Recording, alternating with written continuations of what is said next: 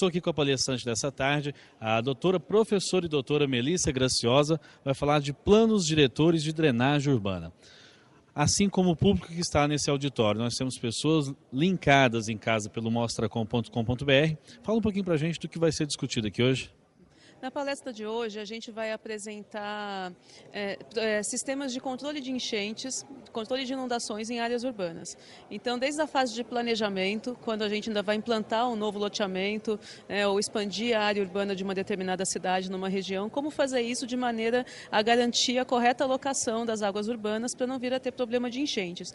E também naquelas localidades onde esses problemas já existem, quais são as medidas que a gente pode adotar para poder minimizar os riscos de danos, à população.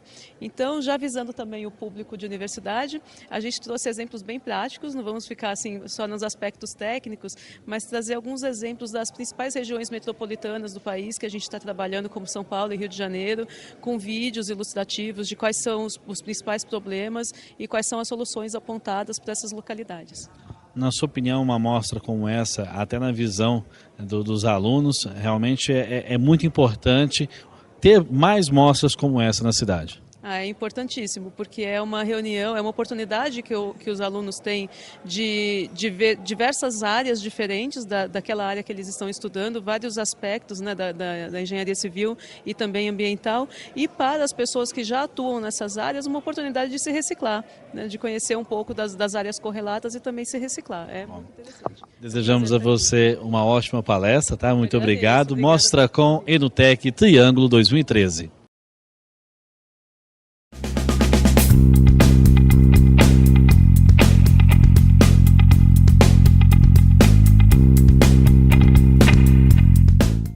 Melissa Graciosa, engenheira sênior, atuante na área de recursos hídricos, notadamente nas áreas de hidrologia urbana e projetos hidráulicos de obras para o controle de inundações. Experiência consolidada em modelagem hidrológica e hidrodinâmica. Doutorado em engenharia hidráulica pela Universidade de São Paulo, parcialmente realizado na Alemanha, na Universidade de Ciências Aplicadas de Colônia. 10 anos de experiência profissional, sendo os últimos 4 na empresa Hidroestúdio Engenharia, atualmente exercendo a função de coordenadora técnica de projetos e de elaboração de propostas técnicas para participação em processos licitatórios. Coordenadora técnica do Plano Diretor de Manejo de Águas Pluviais da cidade do Rio de Janeiro, PDMAP, e engenheira hidráulica no Plano Diretor de Macrodrenagem do Alto Tietê, PDMAT 2, entre outros. O tema que pediram hoje para a gente trazer foi sobre planos diretores de drenagem urbana.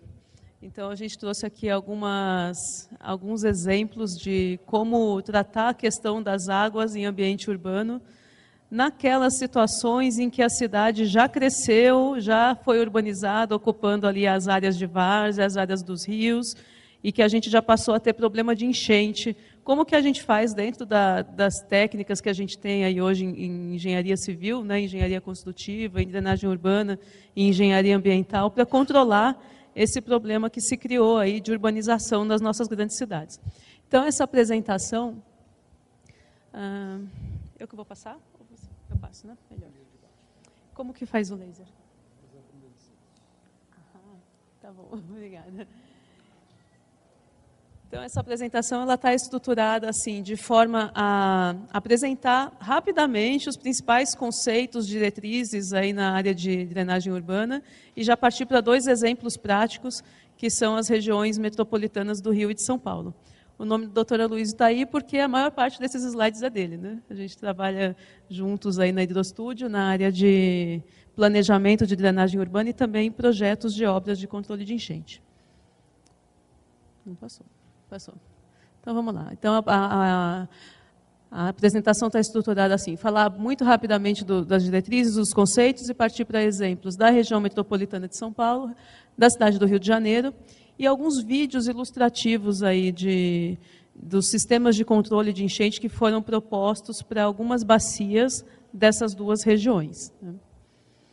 Bom, quando se fala hoje em drenagem urbana, não sei se todos vocês são do curso de civil ou de ambiental, se já tiveram drenagem urbana ou de hidráulica, mas de qualquer forma a apresentação está de uma forma assim, bastante geral, né?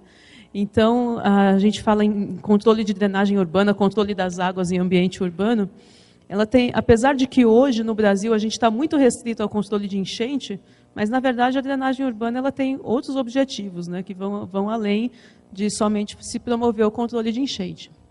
Esse é o primeiro deles, que é coletar essas águas, encaminhar, destinar, de maneira a que elas não causem dano ali no ambiente urbano que se formou no entorno desses rios, que se trata basicamente de um problema de alocação de espaços para as águas urbanas. Mas ainda há outros desafios a serem atingidos dentro dessa área, que são o controle da qualidade. No Brasil, hoje, a gente tem, teoricamente, o que se chama de sistema separador total, né? O esgoto doméstico é separado da drenagem urbana, em tese. Na prática, a gente sabe que existem interligações irregulares entre essas redes e a gente, na realidade das cidades brasileiras, tem que lidar com esse problema. Tem ainda a questão da restauração dos rios urbanos. Na maior parte das grandes cidades, a maioria dos rios eles estão escondidos embaixo de grandes avenidas, né? A gente já não enxerga mais aqueles rios que antes entrecortavam toda aquela região que foi urbanizada.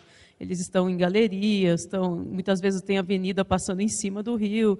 Então, esse é um dos desafios também, né? Como resgatar essa hidrografia original daquela região, como voltar a valorizar esses rios no ambiente urbano. Vejam que esse é o terceiro desafio, não é à toa, porque se a gente não tiver um controle de quantidade adequado e um controle de qualidade, também não adianta trazer o rio à tona, né? Trazer o rio fazer parques lineares quando a gente não tem uma qualidade da água que possibilite a gente chegar até o rio e interagir com o rio. E, finalmente, a recarga de aquíferos. Esse é um problema grande que a gente tem hoje, principalmente nas grandes cidades, que é o fato de que os nossos rios, os nossos córregos, estão todos canalizados, com seções em concreto. Qual que é o problema decorrente disso? A gente perdeu o contato do rio com o aquífero. Então, se aquela definição que a gente tem de rio perene, é aquele rio que ele é formado pelo afloramento do aquífero no fundo de vale. Se esse rio está concretado, o que vai acontecer? Não vai ter contato nenhum, não vai ter interação do rio com o aquífero. Então, aquele escoamento de base que a gente está vendo ali é o quê? Quase sempre é esgoto. A grande verdade hoje é que se promovesse uma retirada total de todas as ligações de esgoto na rede de drenagem numa cidade como São Paulo, muitos dos nossos rios iam secar. Então, isso é muito triste, né? Porque, na verdade, a gente vê que o rio é permanente, ele é perene, né? Ele está sempre ali, chova ou faça sol, mas não é porque ele está em contato com o aquífero, é porque ele é formado muitas vezes de esgoto. Então, esse também é um desafio aí dos engenheiros de drenagem urbana, para quem desejar se aventurar por essa área. Isso é o que a gente tem hoje, né, em termos de desafio, e, basicamente, a gente está muito concentrado aqui, né? O desafio para os engenheiros de drenagem de hoje é como conseguir integrar todos esses elementos, uma vez que a gente tem um problema tão grave acontecendo, que é o problema das enchentes. As pessoas estão sofrendo danos em seus patrimônios, em suas vidas, por conta da ocorrência da enchente. Então, se faz urgente o controle da quantidade, mas a gente não pode perder de vista os outros elementos que a gente tem que tratar quando se fala de drenagem urbana. Bom, um princípio muito importante, muito básico, quando a gente vai falar de hidrologia ou hidrologia urbana, é que a unidade de gerenciamento é a bacia hidrográfica. Parece um princípio óbvio. É claro que se a gente vai falar de rio, vai falar de hidrologia, a gente vai falar de bacia hidrográfica. Acontece que quando a gente está tratando a questão no âmbito da administração pública, a administração pública não segue os limites da bacia hidrográfica, ela segue os limites do município. Então, esse é o primeiro dos grandes desafios que a gente tem. Como tratar uma questão que é da bacia hidrográfica no âmbito dos municípios que fazem parte, né, daquela bacia. Porque, geralmente, o rio ele é usado como um divisor administrativo, né? O rio separa duas cidades. Para tratar aquele rio, a gente vai ter que lidar, no mínimo, com 2 cidades. No caso da região metropolitana de São Paulo, a gente lida com 39 cidades. As 39 drenam para o mesmo rio Tietê. E isso acontece em quase todas as cidades, né? A gente tem mais de um município na mesma bacia hidrográfica. Como que faz para gerenciar aquela bacia? Então, a ferramenta que a gente tem para fazer isso é exatamente o tema dessa apresentação de hoje, que são os planos diretores de drenagem urbana. O que vem a ser? Esse plano ele é um conjunto de diretrizes para a drenagem urbana. Tudo que vai ser feito em termos de obras, obras hidráulicas naquele rio, obras para controle de enchente, vai ter que seguir determinadas diretrizes pré-estabelecidas nesse plano. E quem contrata o plano? É comum que quem contrate o plano seja o município, mas, no caso de São Paulo, quem contrata o plano é o governo do estado, porque são 39 cidades drenando para o mesmo rio. Então, você tem que pensar nisso em termos de região metropolitana, e não em termos de cidade. Então, o plano ele prevê quais são as ações necessárias de correção, porque geralmente a situação que a gente tem é uma situação de urbanização já consolidada, não é uma área nova que a gente vai urbanizar, então vamos planejar como fazer para não ter problema de enchente naquela área. Não, é uma área que já tem um problema caótico de enchente e que a gente tem que planejar o que fazer, então, de que forma para poder minimizar esse risco.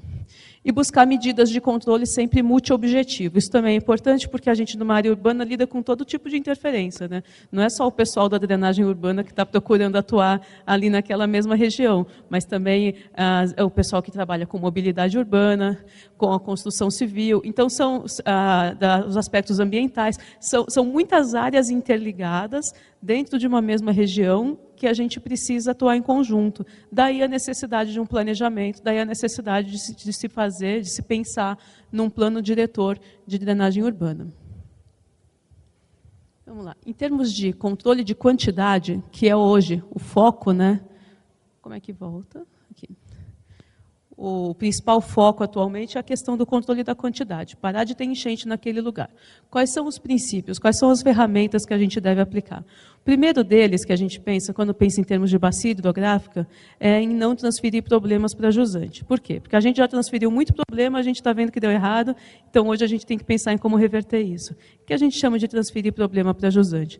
Quando você tem lá uma bacia hidrográfica ainda no seu aspecto rural, ela tem toda uma vegetação, todo um relevo que favorece o acúmulo de água, a retenção de água nas árvores, nas raízes, infiltração, naquela região ali ainda não urbanizada, né? Então, essa água, parte dela vai infiltrar, parte vai ficar retida e uma parte vai escoar em direção ao rio. Essa parte que escoa em direção ao rio, ela vai lentamente, porque ela vai seguindo o caminho ali da vegetação e chega devagar no rio. E ela chega num rio que também é lento, geralmente ele tem um escoamento lento, porque ele está com o seu leito natural, ele tem ali a sua mata ciliar, então as velocidades nesse rio também são lentas. Ou seja, é tudo planejado de forma para que aquela calha comporte aquele escoamento. O que vai acontecer quando a gente urbaniza? A gente torna essas velocidades mais rápidas. Basicamente é isso que a gente faz com uma região rural quando a gente urbaniza. Ao passar asfalto, cimento em tudo, a gente já não tem mais aquela parcela que infiltra, aquela parcela que fica amortecida na vegetação. Tudo vai escoar. E não vai escoar na mesma velocidade que antes, vai escoar mais rápido, porque vai escoar por galerias, por sarjetas, por dutos, por canais de drenagem. E vai chegar num rio que também não escoa lentamente como antes, porque ele já não tem os meandros dele, ele foi retificado, ele tem uma seção de concreto que faz com que as velocidades sejam mais altas. Ou seja, é por essas razões, que quando a gente urbaniza uma região, a vazão do rio que drena aquela região aumenta. E aumenta muito, aumenta na casa de dezenas de vezes. A vazão de um rio, vamos pegar o Tamanduateí, o primeiro projeto que fizeram era para 50 metros cúbicos por segundo, hoje está se falando em 800 metros cúbicos por segundo, ali na calha daquele rio. Por quê? Porque ele tinha os meandros, ele tinha a área de várzea, durante a cheia o rio transborda para a várzea, depois ele volta para a calha dele. Quando a gente retificou o rio e ocupou essa várzea, a gente tomou um espaço que o rio reclama de volta na época da chuva, estando fechado em galeria ou não, havendo ou não ali casas e avenidas. Então, quando a gente fala em controle da enchente na bacia onde ela é gerada, a gente está falando em, de alguma forma, trazer de volta aquela condição anterior à urbanização. A gente não está falando aqui em tirar a cidade dali, porque isso não vai acontecer, né? A cidade já está estabelecida, aquelas pessoas ali elas têm escrituras, é uma ocupação que, apesar de irregular, ela é legal. Então, o que a gente tem que fazer é promover medidas de modo a restituir, ainda que artificialmente, as condições naturais de escoamento daquela bacia. Então, isso significa não pensar em pegar esse acúmulo de água que se formou devido à urbanização e fazer uma calha maior de rio para levar isso ainda mais rápido para as cidades ou para os bairros a jusante. Porque fazendo isso, a gente só está transferindo a enchente daqui para lá. Então, o objetivo hoje, o que a gente pensa, é em fazer o controle da enchente na bacia onde ela é gerada, e não a transferência dessa enchente rio abaixo, resolver o problema de inundação aqui e causar outro ali. Então, esse é o primeiro ponto. Segundo, restabelecer a capacidade de amortecimento e infiltração das bacias. Quer dizer, antigamente a gente pensava drenagem urbana significa fazer canalização. Hoje a gente pensa drenagem urbana significa fazer contenção. Tem várias formas de se fazer contenção. Se a gente for pensar onde o escoamento é gerado, né? Qual a porcentagem das nossas cidades que é feita por telhados? Qual a porcentagem das cidades que é feita por estacionamentos? E por ruas, por pavimentos, por ruas que não têm um tráfego tão intenso, que poderiam ter um tipo de pavimento que favoreça a infiltração. Então, o plano diretor ele faz isso. Ele estuda todas essas variáveis, todas essas componentes e propõe ações, então, como controlar a formação do escoamento, desde a fonte. Agora, em alguns casos, a gente vai continuar tendo um delta aí, vai continuar havendo um escoamento adicional, mesmo a gente colocando medidas de controle. Por quê? Porque muitas vezes a cidade está construída em cima de um aterro, fazer uma trincheira de infiltração ou um pavimento permeável vai retardar o escoamento, mas não vai infiltrar, porque ele tem uma capacidade de infiltração limitada. Então, ainda assim, a gente tem que se pensar também no controle de jusante, que a gente fala, controle na bacia, obras de contenção dos escoamentos, né, nas bacias de detenção. Além de pensar na bacia hidrográfica, a gente pensa também em restabelecer a capacidade de amortecimento nos próprios rios. Lembra que eu falei que os rios eles tinham seus meandros, então o escoamento se dava de forma lenta, e aí para poder ocupar aquela área de meandro, a gente faz uma canalização, então o comprimento do rio ficou menor, mas vai ter que passar o mesmo volume de água ali, então a vazão aumentou. Então, como fazer... sem ter que desurbanizar, porque isso a gente não consegue, tentar restabelecer aquela calha mais natural do rio. Vou mostrar exemplos aqui também, trouxe vídeo disso também para a gente ver. E, além disso, sabendo o que acontece quando a gente urbaniza dessa forma descontrolada, a gente tem que pensar, então, em como urbanizar de forma controlada. Quer dizer, aquela situação ideal em que a gente tem uma área onde se vai implantar um empreendimento novo, como que a gente faz para esse empreendimento não causar um impacto, aí, aumentar, piorar a questão das enchentes naquela região. Antigamente, quando se falava em drenagem urbana, era muito ligado ainda com a questão do esgoto. Como as cidades começaram a crescer ali em torno dos rios e começaram a dispor os seus esgotos nesses rios, havia uma demanda muito grande mesmo para que os rios fossem tampados, para que se fizesse galerias, para que se escondesse aquele mau cheiro. Então é o que a gente chama hoje de prática higienista, era tirar o rio da vista, leva esse escoamento o mais rápido possível, o mais longe possível daqui. Então as obras de drenagem urbana, elas tinham essa característica de canalizar, de fazer galeria, de passar a rua em cima, justamente porque aquele rio estava sujo, ele estava com esgoto, então tinha que levar ele para longe. É o que a gente chama de prática higienista, né? Então, hoje, a gente já pensa de uma outra forma, porque se o rio está sujo, então não é levando ele para longe daqui que a gente vai resolver o problema de sujeira do rio, é tratando esgoto, isso é uma coisa. E o rio, ele está no lugar dele, a gente é que está chegando ali. Então, eu tenho que saber que se eu for morar na margem do rio, o meu risco de sofrer inundação vai ser maior do que o da pessoa que mora lá no alto do vale. Então, a gente pensa em controle de risco de inundação e não mais em levar as águas de enchente o mais distante possível. Então, você vai fazer uma obra ali para controle de enchente, como é que eu vou dimensionar essa obra? Como é que eu vou saber se essa obra compensa? Tem que ter uma análise de custo-benefício. O benefício de uma obra de controle de enchente é o dano que ela evita. Então, a gente, de alguma forma, tem que conseguir quantificar aquele dano. Até porque não ocupar as várzeas seria economicamente inviável, né, na realidade hoje das cidades brasileiras. Então a gente tem que ocupar com algum critério. Eu posso construir um loteamento dentro de uma área sujeita à inundação que acontece em média a cada 10 anos, que a gente fala inundação de TR, de período de recorrência 10 anos? Posso. Eu deveria construir um hospital nessa área? Não. Uma casa a gente consegue com algum aviso, alguma antecedência, sair, tirar os bens, tirar as pessoas. Já um hospital é exatamente para onde as pessoas são levadas no caso de alguma emergência. Então, esse é o tipo de planejamento que a gente pensa hoje em dia. Não é não ocupar as áreas. Claro que aquela área de risco, aquela que o rio sobe todo ano, a qualquer chuva, aquilo é leito de rio, aquilo não é várzea, não é para ser ocupado. Mas as áreas próximas ao rio, né? Como ocupar, como urbanizar as cidades de modo a não ter que viver a quilômetros de distância do rio, porque uma vez a cada 100 anos aquela área enche, mas ao mesmo tempo não ir morar lá dentro do rio, construir avenidas dentro do rio e criar um problema para toda a chuva. Esses são os desafios aí que a gente tem hoje. Sempre pensando que não existe risco zero. Sempre, em qualquer lugar que eu esteja, eu vou estar sujeita a enchente com algum período de retorno. Ele pode ser de 500 anos, ele pode ser de 1 ano. Então, é esse conceito de risco que o engenheiro de drenagem tem que ter em mente, né? Pensar sempre em termos de risco.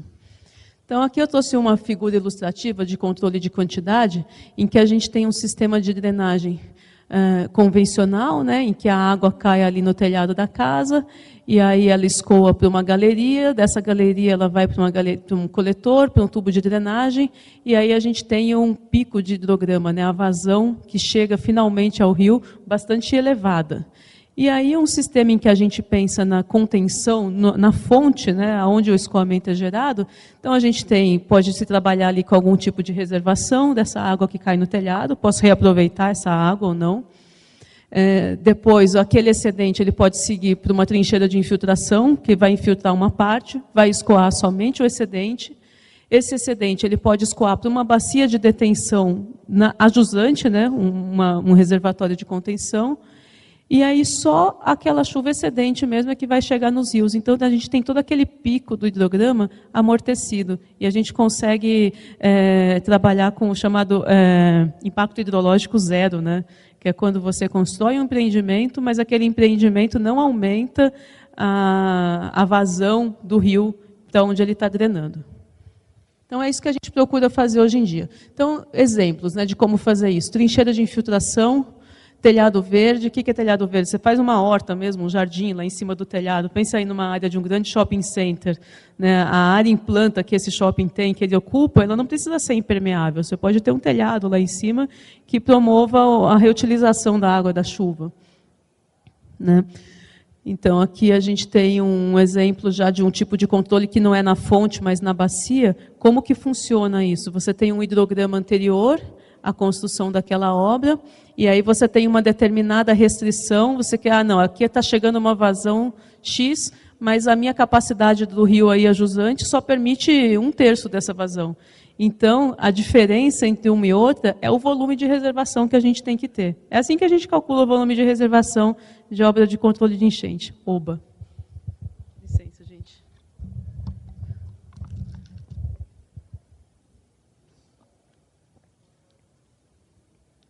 Bom, vamos lá. Então, essa é a forma que a gente calcula. E que volume que tem que ter um reservatório? É assim, eu pego o hidrograma, o gráfico da vazão que eu tenho hoje sem o reservatório, o gráfico de vazão em que eu quero chegar depois que construir o reservatório, e como a vazão está ali em metro cúbico por segundo, né? E no eixo X ali tem o tempo, então, multiplicando, a gente chega em quê? Em volume. Aquela área das duas curvas é o volume de reservação que eu preciso. Esse volume pode ser conseguido numa única obra ou distribuído em vários sistemas, né, de controle na fonte, mas o volume que eu preciso já está previamente definido. Quando a gente fala em reservatório, eu vou mostrar depois exemplo com foto e com vídeo, que vai ficar mais fácil de explicar isso aqui. Tem 2 tipos de reservatório. Os reservatórios online, que são aqueles instalados ao longo do rio, que a gente faz. Tem uma área de uma cidade que a gente queira proteger, e daquela chuva que está vindo de cima, da parte alta da bacia. Então a gente põe uma barragem ali, a montante da cidade. Então, o rio ele vai continuar passando por aquela estrutura lá de saída da barragem, pelo orifício de fundo, mas quando vier a cheia, ele vai começar a encher o lago. E aí, quando passar a cheia, ele vai sempre soltar aquela mesma vazão que aquela estrutura de saída da barragem permite, né, se não atingir o extravasor. Então, você está fazendo um sistema que é online, né, o rio está sempre passando dentro do lago ali.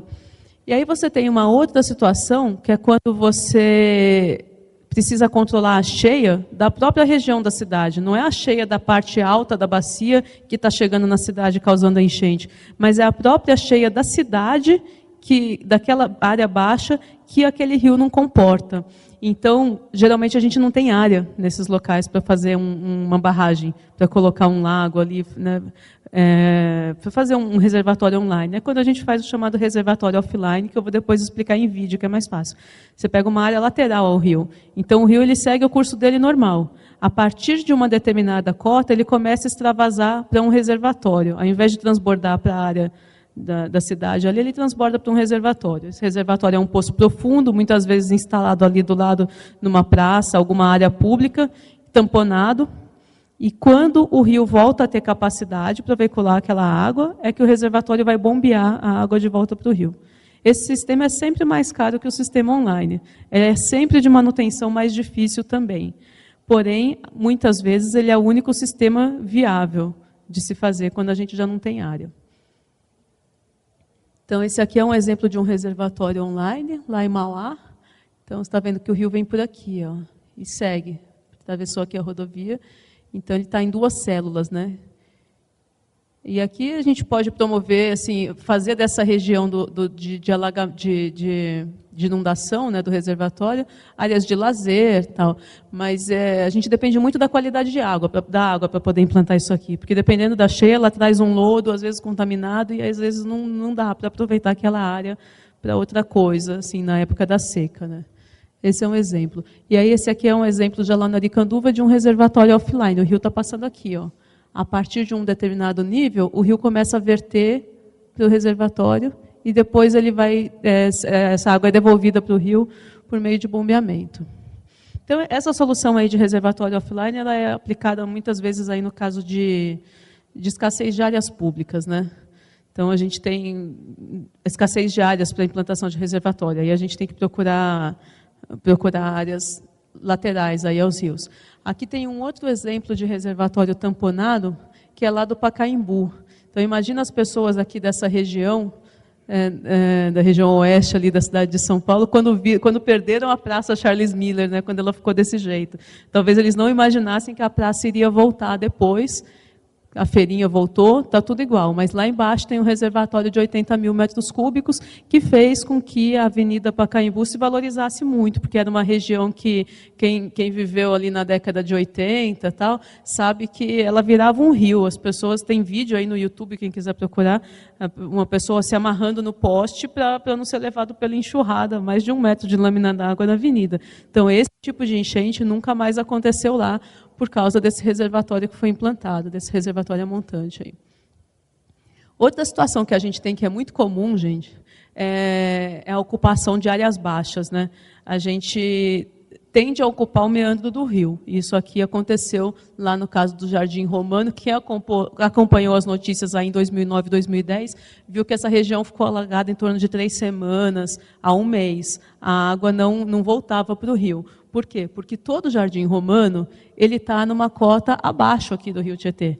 É uma área alagada, né? É um pântano que tem ali. Ele está numa área de várzea mesmo. Então, o bairro você pode ver que ele está dentro de um meandro.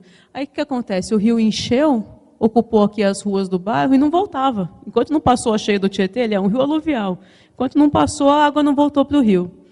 E aí o poder público ficou com o seguinte problema: essas pessoas estão ali, apesar de ir irregularmente, elas estão ali legalmente. Todas essas pessoas têm escrituras dos seus terrenos. Nenhuma delas, apesar de ter ficado 1 mês debaixo de água, dentro da água, nenhuma delas quer sair dali.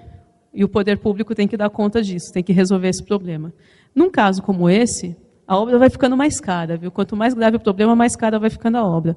A solução que se tem é fazer um polder. O que significa um polder? Significa pegar uma área baixa e isolar do rio. De que forma? Constrói um muro, Pronto, isolou a área baixa do rio. Ah, não, mas essa área baixa gera uma drenagem. Como é que eu vou levar essa drenagem para o rio? Essa drenagem dessa área baixa não vai mais diretamente para o rio, ela vai para um reservatório. E esse reservatório é que bombeia a água para o rio. Olha o tamanho desse sistema, olha a complexidade do sistema para poder proteger uma área baixa que está ali dentro do meandro, né, do rio. Então, todas as galerias de drenagem dessas ruas, elas são fechadas, são blindadas aqui para não ter refluxo de água do rio para o bairro. E o muro faz esse papel de proteger a cidade do rio. E realmente aconteceu, já subiu água, já subiu o nível aqui várias vezes, assim, no nível do muro, né? E essa drenagem vai toda para um reservatório, esse reservatório bombeia para o rio. O custo de uma obra dessa, gente, é exorbitante. Aqui, ó, dá para ver já o muro polder feito. Você pensa, né, tem mais de 1 quilômetro de muro, você tem todo esse sistema de bombeamento, tem a construção desses reservatórios, mas tudo isso foi feito para proteger esse bairro, porque eles estão ali em condição legal, então eles não poderiam ser retirados dali. É o que acontece depois, né? Se a gente vê, você vê que a urbanização está chegando na margem do rio. A gente sabe que vai ter trabalho daqui a alguns anos para construir um polder, vai custar caro, a manutenção vai custar caro, mas não existe milagre, né? Não tem o que fazer num caso desse. Então tá aí, o polder Jardim Romano, ele suportou aí algumas chuvas bem grandes depois disso e não encheu de novo o Jardim Romano. O Jardim Pantanal ainda está enchendo. Agora lá tem o projeto do polder, mas ainda não foi feito. Bom, para controle de qualidade, que seria a nossa segunda etapa, a gente está tão envolvido com controle de enchente que às vezes esquece que engenheiro de drenagem também tem que pensar em controlar a qualidade. Basicamente, a gente tem que pensar em controlar o lançamento de esgoto nos rios, né? Controlar essas ligações clandestinas que a gente tem de esgoto nos rios. Além disso, pensar também no controle dos processos de erosão e assoreamento. Erosão por quê? À medida que a gente vai construindo cada vez mais próximo do rio, esse rio começa a desbarrancar, porque ele perde a mata ciliar dele, então as margens dele começam a erodir. E o assoreamento acontece porque, como a gente está construindo na bacia, construção tem resíduo. Todo esse resíduo, de uma forma ou de outra, ele vai parar no rio. Então, tem as próprias margens erodidas, que tendem a acumular bancos de areia ali no fundo do rio, e os resíduos de construção civil. Daí a importância de, quando a gente está trabalhando com construção civil, fazer o controle de resíduos na obra, né? Porque isso tudo vai parar no rio, causa assoreamento e reduz ainda mais a capacidade hidráulica desses cursos d'água.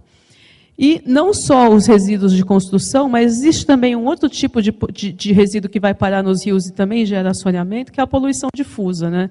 Toda essa poeira, né, de poluição que está em cima das casas, dos telhados, das ruas, que quando chove a primeira água ali, a primeira lavagem leva tudo isso rio afora. Existem metodologias aí de controle de poluição difusa também.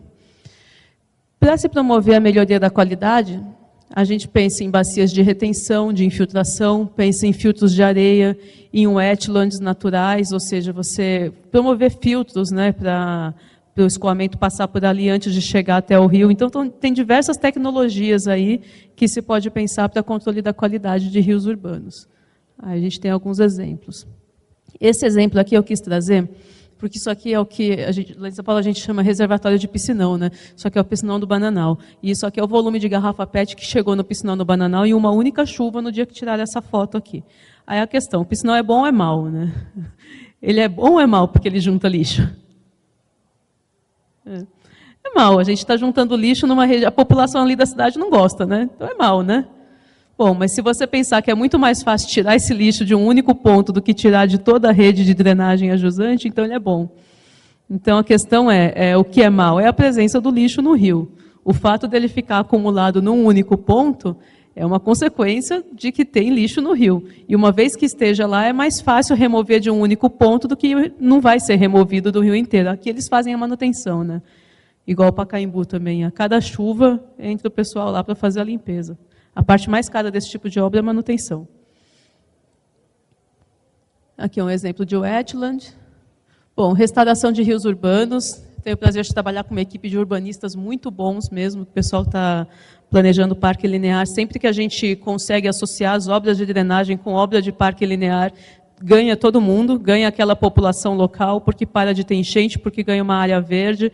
Então, isso é uma tendência muito forte hoje em dia, da gente fazer as obras de maneira associada, o paisagismo, com o urbanismo, trazer de volta o rio para o contexto da paisagem urbana, né? Principalmente por meio de parques lineares. Esse é um exemplo de uma região lá em São Paulo, chamada Cidade Ademar, por onde passa o córrego Zavuvuz, que eu coloquei essas fotos aqui, porque depois eu vou mostrar um vídeo do projeto que está sendo implantado lá. O córrego Zavuvuz ele ganhou muita notoriedade perante o poder público local por uma situação trágica que aconteceu aí há dois verões atrás, que foi a morte de 2 crianças. Mas parece que era uma coisa realmente premeditada, né? Assim, você podia imaginar que isso ia acontecer. Porque o irmãozinho estava jogando bola, e o irmãozinho caiu, o outro irmãozinho foi tentar salvar e morreram os 2. Mas é porque essa é a situação em que eles estão vivendo ali. Então, hoje, aqui, para essa região, por pressão do Ministério Público, na época, que teve que ser feito, né, esse projeto, e hoje ele já está em implantação, realmente está saindo do papel, toda essa área aqui está sendo remanejada e vai se tornar um grande parque linear. Ah, mas e as pessoas? As pessoas têm que ficar no mesmo bairro. Segundo uma lei ali da cidade, você não pode tirar as pessoas dessas residências aqui que estão, essas sim, ilegais, você pode tirar. Como está ilegal, pode tirar. Mas por lei você é obrigado a manter no mesmo bairro. Então está sendo construído o conjunto habitacional na mesma região, para que as pessoas possam continuar nos seus empregos, nas suas escolas, sem ter nenhum transtorno maior em decorrência de terem sido tiradas dali. E essa região toda vai virar um parque, e eu vou mostrar o projeto para vocês daqui a pouco. É esse aqui, né? Esse parque, aqui é esse córrego Zavuvuz, ele drena para o Rio Pinheiros, né? Canal de Jurubatuba, que na verdade é o Rio Pinheiros, que vai drenar para o Rio Tietê. Então, você tem toda uma área alta da bacia aqui que tem esse problema de ocupação irregular. Na área baixa já nem tanto, assim, depois da Avenida Interlagos para baixo, ele já é um canal mais bem estabilizado, mas ele volta a ter um problema de restrição aqui numa galeria que passa embaixo da estação Jurubatuba, aqui da CPTM. Então, foi feito um planejamento para toda a bacia dos Zavuvuz, é uma bacia de 9 quilômetros quadrados, 8 e pouco, que eu vou mostrar daqui a pouco para vocês. Bom, um outro rio também que eu trouxe de exemplo, que também vai ser mostrado aí no vídeo, é o rio Aricanduva. E quando a gente vê essas fotos aqui do antes e do depois, parece que o antes estava melhor, né?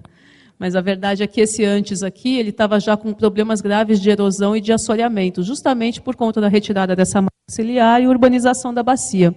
Então, a solução para o Aricanduva, uma das soluções, além de um conjunto de reservatórios que tem ali, uma vez que a Avenida Aricanduva já está aqui, ela é uma avenida muito importante para a cidade, assim, em termos de mobilidade urbana. Imagina nem pensar em tirar a avenida de lá e devolver o leito maior do rio.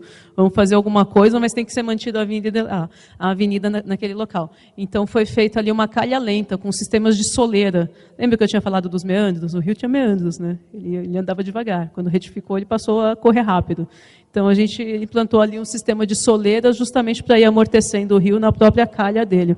E o efeito foi esse aqui, em termos de redução de vazão. Esse aqui é o hidrograma de antes e o de depois, só com a implantação das soleiras. Bom, em termos de recarga do aquífero, a gente tem duas linhas, né, de ação. A primeira é, de alguma forma, tentar restabelecer o contato do rio com o aquífero.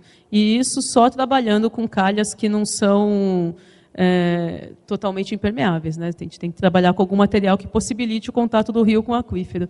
E para que essa água que precipita sobre a cidade possa chegar até o aquífero, a gente tem que pensar em outros tipos de revestimento aí das nossas calçadas, dos nossos estacionamentos, das nossas vias, para que essa água possa percolar e chegar até o aquífero. Aí eu queria mostrar o exemplo aqui da região metropolitana de São Paulo, depois eu vou mostrar o exemplo do Rio. Quais são os principais problemas, as principais condicionantes da drenagem ali, e o que se pensou e o que está se fazendo para tratar o problema de enchente nessa região. Bom, São Paulo é uma planície aluvial, né? Então a gente tem 39 municípios, toda essa mancha urbana aqui de 2.000 quilômetros quadrados, drenando para um único rio. Então é uma área, a bacia do Alto Tietê, que é a bacia que pega toda a região metropolitana. Ela tem em torno de 5.700 quilômetros quadrados, dos quais 2.000 estão completamente urbanizados, em 39 cidades e 20 milhões de habitantes, né? Então, os principais problemas que a gente tem lá é a ocupação dos fundos de vale e a retificação dos cursos d'água. Porque se tivesse ocupado a bacia inteira, mas preservada a área do rio, talvez a gente não tivesse os problemas de enchente que tem hoje.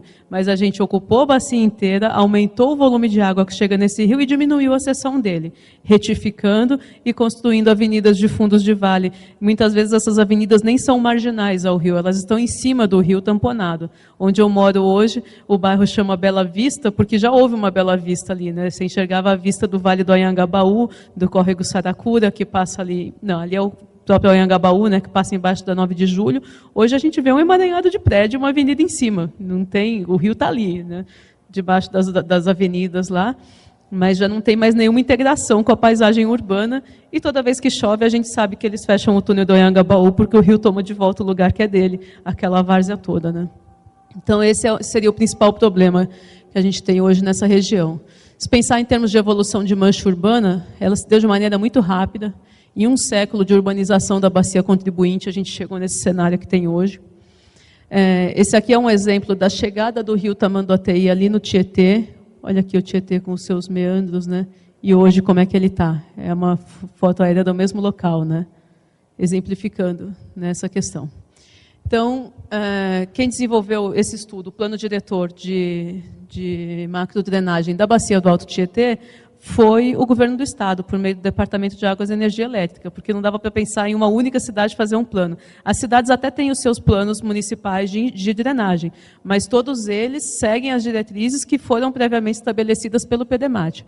Como é uma área muito grande, esse plano foi dividido em 3 etapas. Eu tive o prazer de trabalhar na segunda delas, e hoje é um outro consórcio que está trabalhando na terceira. A Hidrostúdio fez a primeira, mas eu não estava lá ainda. E as bacias que a gente estudou foram as bacias mais críticas com relação à ocorrência de inundações. O rio Tietê, ele cruza a região metropolitana de leste a oeste. Ele tem por principais afluentes, o principal afluente dele é o Pinheiros, mas o Pinheiros não é um rio que causa grandes problemas de enchente no Tietê, porque ele é revertido, né? O Pinheiros é um rio que literalmente corre para cima, ele corre aqui para as represas, né, de Guarapiranga e Billings e abastece toda essa região sul aqui e o litoral também. Então, o rio Pinheiros em si, ele está sendo estudado agora no PDMAT 3, mas no 1 e no 2 ele não foi, só a bacia do Pirajussara, que é a que passa lá dentro da cidade universitária e tem problemas graves ali de enchente. A bacia mais crítica hoje com formação de enchente na região metropolitana é a bacia do rio Tamanduateí, que tem 330 km² e drena toda a região do ABC, São Santo André, São Bernardo, São Caetano, Diadema, Mauá, todas essas cidades, elas drenam para esse rio Tamanduateí, que tem ali no fundo do vale a Avenida do Estado, né, que ela passa por todas essas cidades e vai até a Marginal Tietê. Aí também foi estudada a bacia do Aricanduva, com 100 km², uma bacia da zona leste de São Paulo, que também é bastante urbanizada. A bacia do rio Baquirivu, que a principal característica dela é estar em fase de urbanização e ter um aeroporto, o principal aeroporto internacional aí, né, do país, está localizado dentro praticamente na margem, aí, na várzea do rio Baquirivu. E a bacia do Médio Juqueri, que é uma bacia que é quase rural, né? Uma bacia onde a gente tem muito espaço ainda para trabalhar, para tentar se promover a urbanização de forma controlada. Então, são bacias de características bem diferentes, né, com relação ao tratamento da enchente. Então, a principal diretriz do plano diretor lá de São Paulo, que também dos outros planos que a gente trabalha, o ponto de partida, né, dos estudos é sempre o quê? A vazão de restrição. O que vem a ser a vazão de restrição? A gente consegue aumentar a capacidade do rio até um certo ponto. A partir de um certo ponto, a gente não consegue mais aumentar a capacidade. O rio Tietê já chegou nesse ponto. Tudo que podia ser alargada ou aprofundada aquela calha, até com explosivos, né, tudo que podia fazer já foi feito. Aquela é a calha que o Tietê tem. Pronto, não vai aumentar mais. Não tem como aumentar mais. Se aquela calha não está dando conta da água que chega até ela, então a gente tem que fazer alguma coisa nas bacias para reduzir o volume de água que chega até ali. São as duas formas que a gente tem de controlar a enchente. Ou você aumenta a capacidade do rio, ou você reduz a quantidade de água que chega nela. Então, quando a gente fala em vazões de restrição, a gente pensa automaticamente em reservação. Porque se a vazão de uma determinada região aumentou tanto que a calha do rio não está dando mais conta, então a gente vai ter que promover ações nessa bacia de modo a reduzir essa vazão. né? E essas ações, elas são ações de reservação, de amortecimento, seja na fonte, seja na bacia, mas são sempre ações de reservação. E foi dessa forma, fazendo um estudo minucioso de cada uma daquelas bacias, que a gente chegou aos volumes de reservação necessários para a bacia do Alto Tietê. O objetivo desse slide não é ler essas letrinhas, mas é só mostrar a sistemática que foi adotada. A gente tem aqui o Rio Tietê na região metropolitana de São Paulo e os principais afluentes dele. Então, a gente estabeleceu em cada um desses afluentes e no próprio Tietê, dentro desses quadrinhos amarelos, quais eram as vazões de restrição. Então, a gente sabe que a vazão de restrição na foz do Tamanduateí é 480 metros cúbicos por segundo. Ah, mas hoje a cheia de TR-25 chega em 700 lá. Então, a gente tem que fazer alguma coisa na bacia do Tamanduateí para que essa cheia de TR-25 ela chegue dentro dos 480. Não pode passar disso. Na verdade, o PDMAT ele visa TR-100, ele não visa TR-25. Então, usando o conceito de vazão de restrição, é que se chegou a todos os volumes de reservação necessários em cada uma daquelas bacias. Então, a gente tem aqui, para cada uma das bacias estudadas, qual a área de drenagem, qual o volume total planejado e qual o que já foi construído. Já era de se esperar que se atacasse primeiramente as bacias mais críticas, que já têm problemas graves de inundação, Tamanduateí, Pirajussara, Aricanduva. Médio Juqueri, Baquiriba-Uguaçu e o próprio Tietê, a montante da região metropolitana, são bacias que ainda praticamente estão em urbanização ou ainda tem áreas livres, ainda não tem tantos problemas de inundação. Então, por isso que nessas bacias a gente está trabalhando agora, né? Hoje que estão sendo construídos os reservatórios ali. E quase todos os reservatórios são do tipo parque linear. São aquelas áreas de reservação online que você consegue construir a barragem e aproveitar a área também como parque, como área de lazer, não só como um sistema de controle de enchente. Uma coisa importante também que o plano define, além de definir quais são os volumes de reservação, é achar aonde colocar esses volumes, né? Porque define, eu preciso de X metros cúbicos nessa bacia. Ótimo, só que essa bacia não tem um metro quadrado de área livre onde a gente possa implantar isso. Então, o plano diretor, ele chega nesse nível também de planejamento, de encontrar as áreas e planejar, fazer o anteprojeto das obras de reservação naquelas áreas, para conseguir aquele volume planejado. E esse volume, ele vai ter que ser implantado em um conjunto de obras. Dificilmente vai ser numa obra só, né? Até porque tem problema em vários pontos da bacia, então você vai precisar de obras em vários locais. Esse volume é concentrado. Quando você fala em conjunto de obras, você pensa em sequência de implantação. Então, junto ao poder público, tem que se decidir qual vai ser a sequência, ou fazer um planejamento para a implantação dessa obra. Tem que definir quais são as ações emergenciais que aquela bacia precisa e as de curto, médio e longo prazo. Então, quando a gente fala em implantação, o planejamento da implantação é a implantação em etapas. À medida que você implanta as ações emergenciais, aquela localidade já deixa de sofrer com a enchente de todo ano. Já não é qualquer chuva que vai causar dano ali naquela região. Aí você vai implantar as ações de curto prazo. Então a gente melhorou o tempo de recorrência ali, agora é a chuva de 2 anos, já não é mais a chuva de todo ano. Aí implanta um segundo conjunto de obras. Aí a gente vai atender um tempo de recorrência de 10 anos. Então aqui a gente trouxe um exemplo, que é do córrego Pirajussara, lá em São Paulo, como que foi feita a implantação dessas obras, né? Então, sem obras... Vamos voltar lá. Não ficou completo o slide, não está dando para ler, mas eu consigo explicar. É o seguinte, sem nenhuma obra de controle de enchente, chovia, alagava, né? Eliseu de Almeida, a região, toda aquela região oeste da cidade ali, Osasco e tal, choveu, alagava. Com as primeiras obras, com as obras da primeira etapa, se conseguiu proteger, pelo menos para aquelas chuvas mais frequentes, mais corriqueiras, já não causavam enchentes, né? As obras da segunda etapa protegeram para a TR-5. Hoje nós estamos aqui. E para entender na prática o que isso significa, é assim, a gente está na TR-10. Não passa mais na notícia. O córrego Pirajussara não é notícia mais. Porque onde não tem enchente não é notícia, né, gente? Só passa na notícia o helicóptero do comandante Hamilton, ele só vai aonde ainda tem enchente. Onde não tem mais, aí não precisa ir, né? Então, proteger uma região para 10 anos significa que essa região para de passar na notícia. Proteger para 25 significa dar realmente uma garantia de proteção para aquela localidade, né?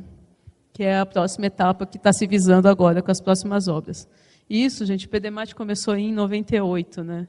A gente vai evoluindo devagarzinho, né? Vamos lá. Bom, aqui tem os reservatórios que já foram construídos e os que estão planejados. A gente pode ver que a bacia do Pirajussara e do Tamanduateí são as que têm mais obras, né, de controle.